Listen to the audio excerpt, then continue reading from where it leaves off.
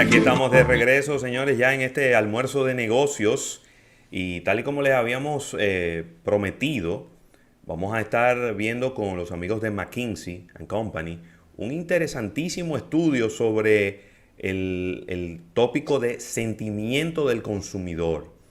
Esa medición tan importante para saber en términos generales hacia dónde va el comercio en un país. Y nos acompaña Antonio Novas, quien es socio de McKinsey and Company y es el gerente de la firma en la República Dominicana, y también nos acompaña nuestra compañera Erika Valenzuela, quien tiene un fondo de pantalla hackeado, pero bueno, ¿qué le vamos a hacer? ¿Cómo estás, Antonio? Bienvenido al programa. Hola, buenas tardes. Muchísimas gracias por la invitación y por todo. Un placer estar aquí. Qué bien, qué bien, qué bueno. Antonio, háblanos un poco de este estudio. Yo lo tengo aquí, lo voy a estar mostrando, a medida que vayamos hablando, voy a estar mostrando algunos slides del mismo para nuestra audiencia en YouTube. Pero cuéntanos un poco en cuántos países se realiza, porque veo que ustedes tienen una medición que incluye una buena parte de América Latina. Sí. Si queréis, os cuento un poco. En general, nosotros este estudio, la idea cuando empezó a pasar todo el tema de la pandemia era pues tener una idea de qué es lo que iba a pasar con toda la parte con el consumo, ¿no? Y cómo podía impactar a las economías. Como en casi todos los países cuando se empezó pues a desenvolver un poquito el virus, se produjeron restricciones a la salida y a los movimientos de las personas y esto Sí, tenía aparejado un shock en el consumo, ¿no?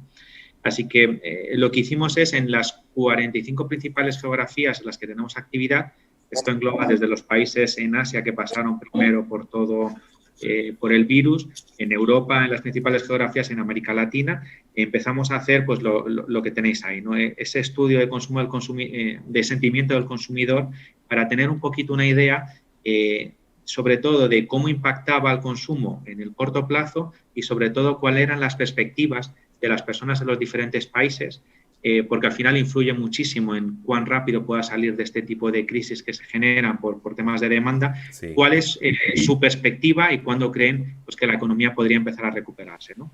Y ahí lo que les preguntamos es la perspectiva de los consumidores y también cómo sus hábitos de consumo pues iban cambiando, ¿no? Eso es un poquito más o menos el resumen de lo que hemos hecho, y en Dominicana lo hicimos justo cuando empezó el virus y el confinamiento, en más o menos sobre el mes de abril, y luego lo volvimos a repetir en octubre para ver pues cuáles eran los principales cambios. Buenísimo, buenísimo. Yo tengo una pregunta, porque en una de las cosas que estuvimos viendo me llamó mucho la atención sobre el shock de lealtad, que habla de que los dominicanos en sí, ya que se realizó en Latinoamérica, pero en específico nosotros, somos más leales a las tiendas que a las marcas de sus productos. Y eso realmente me llamó mucho la atención y lo veo como un punto interesante y a tomar en cuenta. Entonces, ¿de qué es lo que es realmente atractivo para los consumidores? ¿Nos puedes hablar un poquito más en ese aspecto en específico? Sí, justo en ese aspecto la verdad que lo vimos y es algo que se repite en bastantes geografías, no solo es en Dominicana. Lo que les preguntamos es si tenían que elegir entre comprar o cambiar de tienda o comprar o cambiar de marca, qué es lo que ponían por delante, ¿no?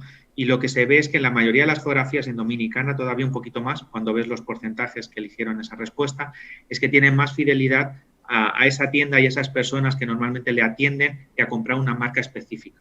En otros países que hemos hecho luego pues algún follow-up y alguna pregunta un poquito más adicional, lo que ves, esto lo hemos visto porque lo hemos preguntado en algunos países, en España, en Italia, en Francia, etcétera, se ve que se desarrolla también con todo esto que ha estado pasando y como pues, muchísimos negocios y comercios pues no han pasado por la mejor de las situaciones porque han tenido muchas caídas de ventas, como un poquito la solidaridad del consumidor también con esas tiendas que han conocido de siempre, etcétera, y como un poquito más de apego hacia esas personas que llevan esos comercios que hacia esas marcas que iban comprando, ¿no?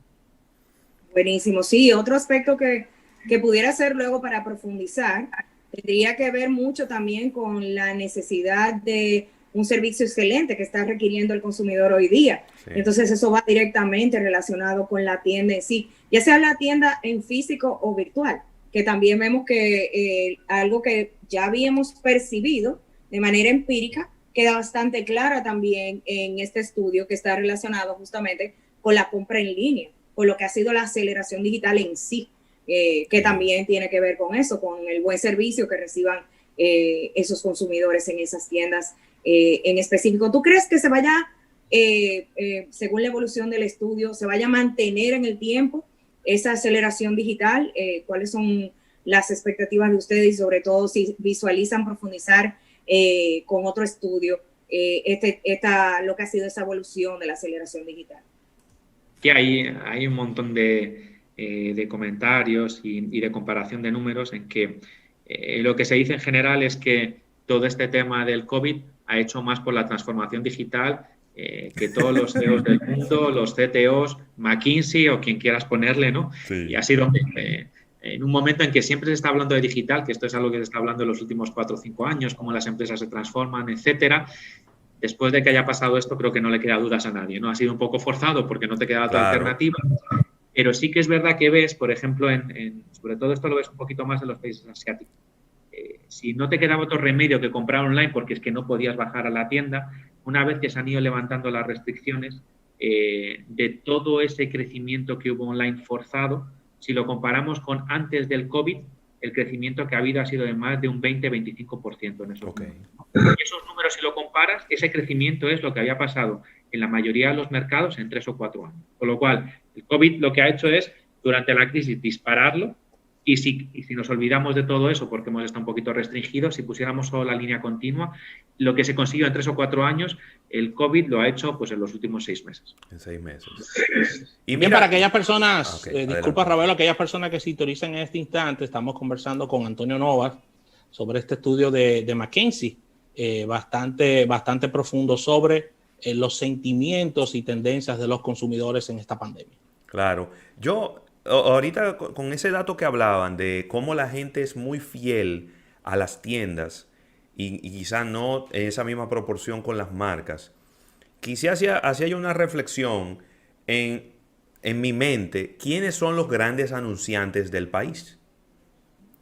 Y entonces cuando uno ve los grandes anunciantes, uno se da cuenta de que hay muchas tiendas que están entre los 10, entre los 15, entre los 20 principales anunciantes. Sin embargo, no necesariamente hay tantas marcas de esas que están dentro de las tiendas, aunque hay algunas, pero no hay tantas marcas. Es decir, que yo he visto en los últimos 10 años cómo las tiendas se han preocupado más por su branding que las mismas marcas.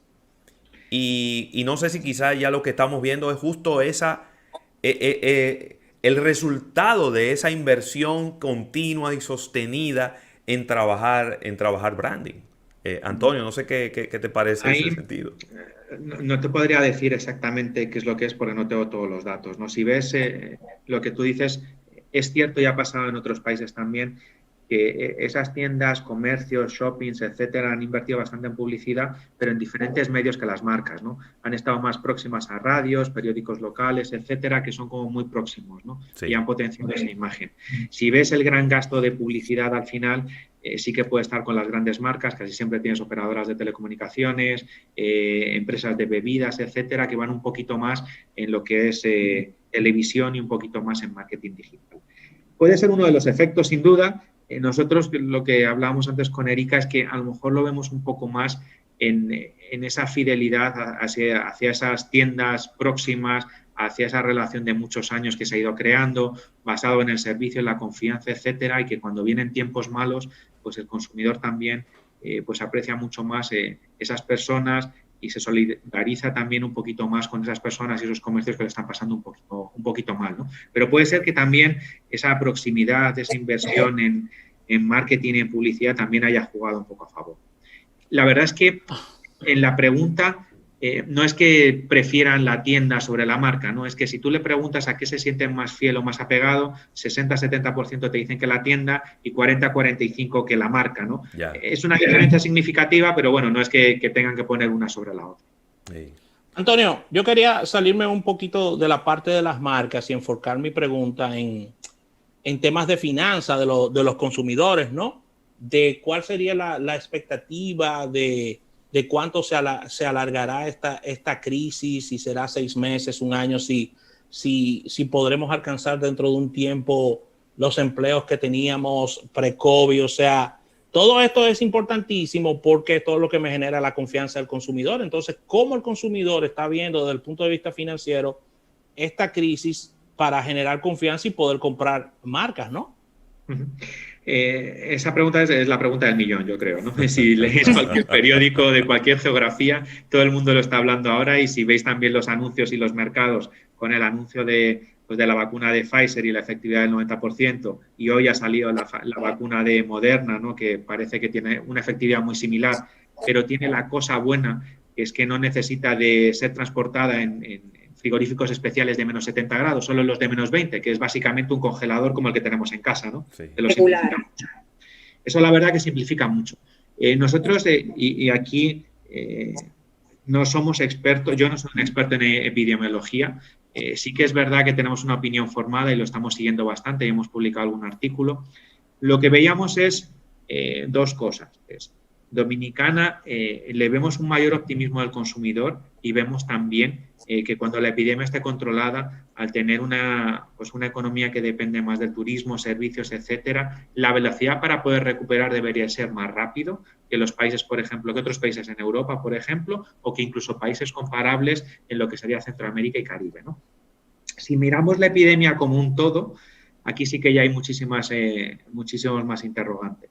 En uno de los artículos que publicamos, que mis compañeros del sector público y del sector de salud lo tienen mucho más trabajado, lo que empezaban a ver es que un regreso paulatino a la normalidad, que empezaría a ser en el primer trimestre del año que viene, pues todavía con ciertas restricciones de distancia, etcétera, pero donde ya se ve que se va a empezar a vacunar pues de una forma más o menos masiva, que es lo que se está previendo, y en los países un poquito de Norteamérica y en Europa se prevé que esa vacunación más o menos pues se lleve a cabo hasta el mes de junio, con lo cual prevén una vuelta a la normalidad, de que todo el mundo puede empezar a hacer una vida más o menos normal, pues ya ha pasado ese segundo trimestre. Sí que es cierto que en Latinoamérica se ve como pues un trimestre un poquito más tarde, ¿no? Porque es cuánto tiempo más tardará en llegar la vacuna, cuánto tiempo más tardaremos en producirla y en poder vacunar a las personas, y sobre todo lo que se está empezando a ver es esos grupos que son un poquito más sensibles al virus, ¿no? Personas mayores con alguna dolencia y personal sanitario y en colegios, ¿no? Pues para más o menos acotarlo, ¿no?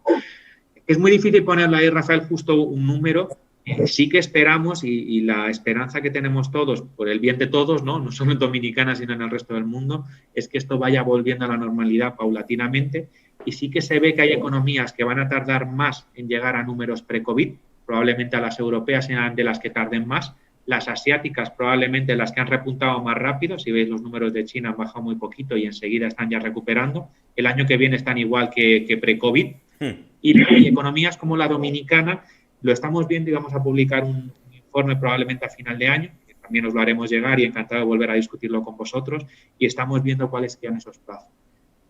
Probablemente cuando el encierro iba a ser un poquito más corto, que al final se ha alargado, veíamos esa recuperación ya más a final de 2021, ahora los números que estamos viendo se van un poquito más hacia adelante, ¿no? Pero ahí todavía no sabría precisarte cuándo sería. Perfecto. A mí me llama la atención también en la parte que es algo que hemos vivido y que yo creo que también muchas marcas han salido beneficiadas, ha sido como lo que sale reflejado ya en números formales en el estudio, lo del hogar multiuso. Y cómo, aunque hablas de volver a la normalidad, nos hemos ido acostumbrando a hacer la vida en la casa.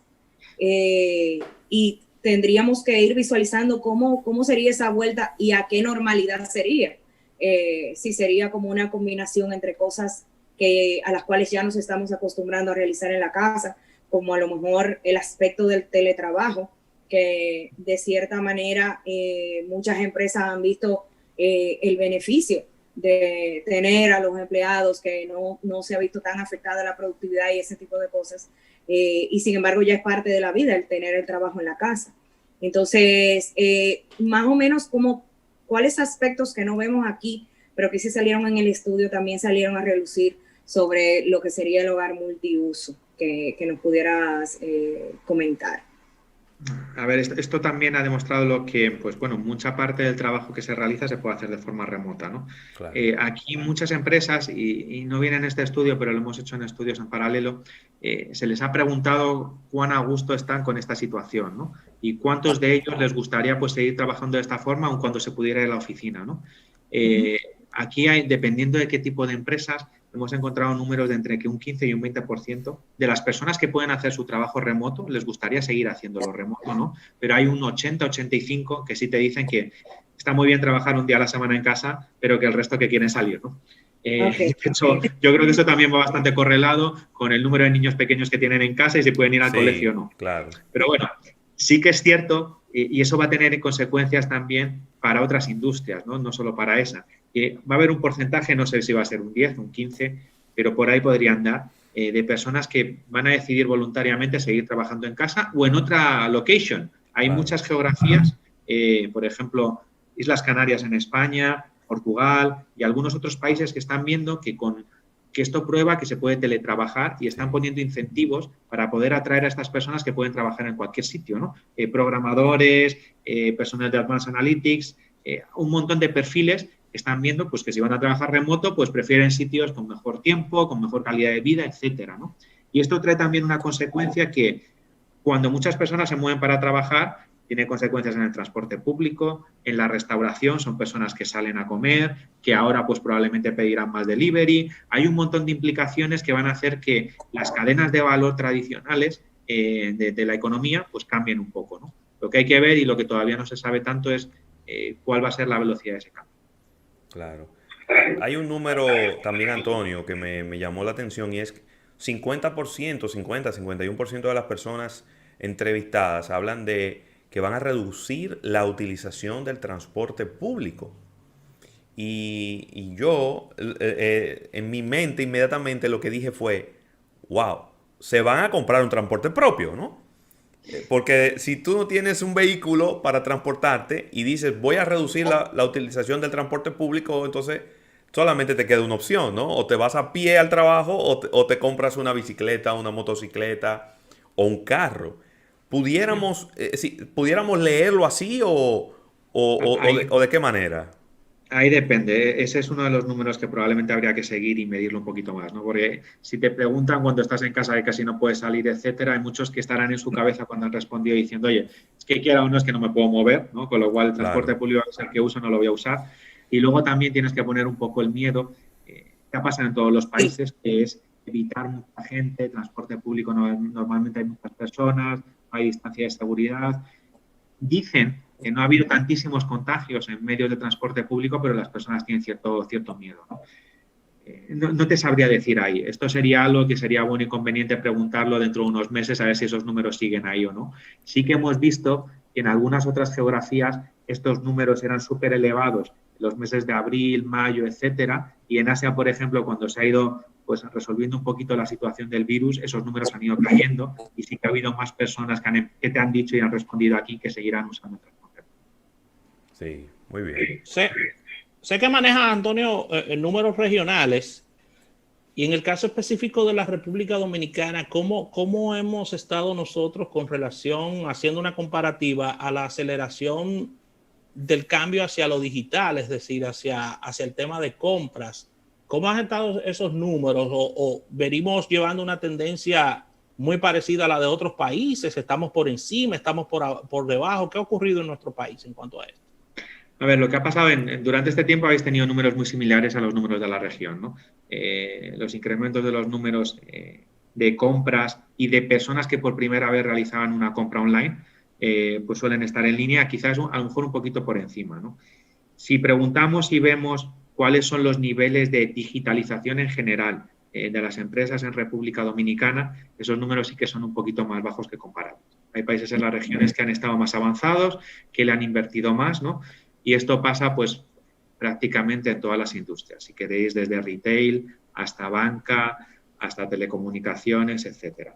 Esto es algo que normalmente lo ves y que probablemente sí que es verdad que habéis estado más atrás, pero todo esto no ha hecho más que poner de manifiesto pues que tenéis una necesidad rápida de empezar a cambiar porque los consumidores lo empiezan a demandar y sobre todo los consumidores han visto con todo esto del COVID que es posible, incluso aquellos que son más reticentes, pues población con menor acceso a Internet o de una edad más avanzada, pues que no están tan familiarizados con los medios digitales, han conseguido hacerlo, tienen confianza y de hecho hay un dato que aparece por ahí que te dice que el 75% de las personas que por primera vez han usado Internet para hacer algún tipo de compras, cuando pase todo esto lo van a seguir haciendo, ¿no? Wow. Así que esto lo único que va a hacer es ponerle mucha más presión en todas estas empresas pues que todavía no han conseguido adaptarse a los medios digitales, pues porque a lo mejor no era la preocupación o el mercado no lo demandaba, pero que cada vez se ve que el consumidor lo demanda y tendrán que ir avanzando. Buenísimo. Muy bien. Bueno, Antonio, adelante, Erika. Sí, que quiero hacer una última pregunta que está muy relacionada también con la parte de salud y bienestar. Por el asunto de la preocupación por la salud de la familia y todo eso, cómo hemos cambiado los hábitos del tipo de alimentos que consumimos. Estamos buscando ya alimentos frescos y ese tipo de cosas. Y eso se ve también en comparación con el resto de Latinoamérica como una tendencia. Es algo que estaba muy relacionado nada más en la forma en cómo nos alimentábamos nosotros como dominicanos y cómo lo ha cambiado la pandemia, o de nuevo es algo que es global. A ver, esto lo que ha pasado es, ha habido una tendencia global en la cual mucha parte del dinero que tú tenías dedicado a consumo para gastar fuera de casa ya no lo gastas, ¿no? Con lo cual ese dinero pues ya lo tienes para poder gastarlo de una forma diferente en casa. Ha habido muchísima más conciencia de todas las personas pues que antes pues podían almorzar o cenar fuera, de tener pues muchísimo más parte de ese dinero también gastado en casa. Y con todo este tema de salud, de qué es lo que es mejor para estar preparado frente al virus, qué tipo de comida más saludable, hacer un poco de ejercicio, etcétera, ha habido una tendencia global a preocuparse muchísimo más por todo esto, ¿no?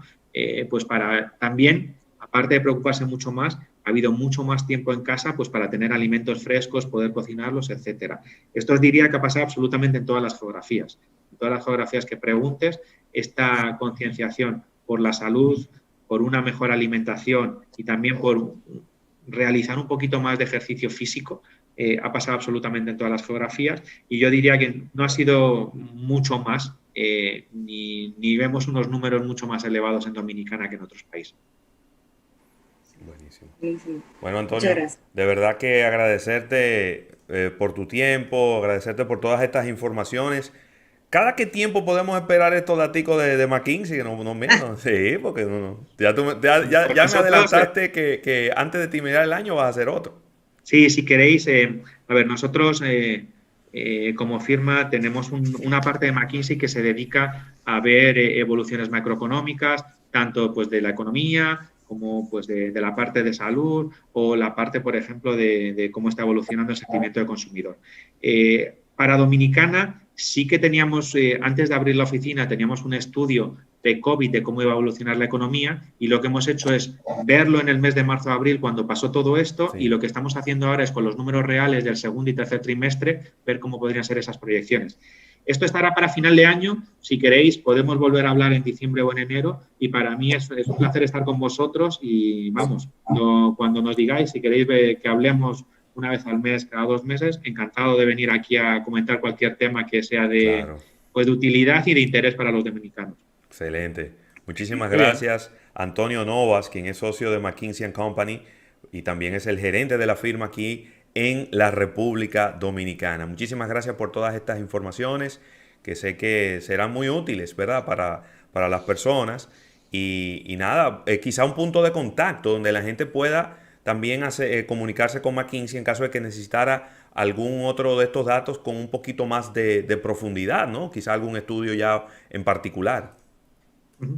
Os pasamos, si no, después el dato de donde se están publicando todos los informes para que podáis dárselo a las personas que nos estén escuchando y buscarlo ahí. Buenísimo. Bueno, pues muchísimas gracias, Antonio. Un placer que nos hayas acompañado en el día de hoy. Agradecer al TIS, quien es el patrocinador de todas nuestras entrevistas de primera mano. Vamos a un break comercial. Cuando regresemos venimos con Erika Valenzuela, que están cambiando muchas cosas de color y de forma. No se muevan. En breve, más contenido. Hola a todos, Alfredo Nin, siempre recomendando cinturón abrochado. ¿Por qué? Estabas viendo este video, significa que te gustó. Dale like, y para saber más de Almuerzo de Negocios, suscríbete al canal. ¡Chup, chup, chup, chup, chup!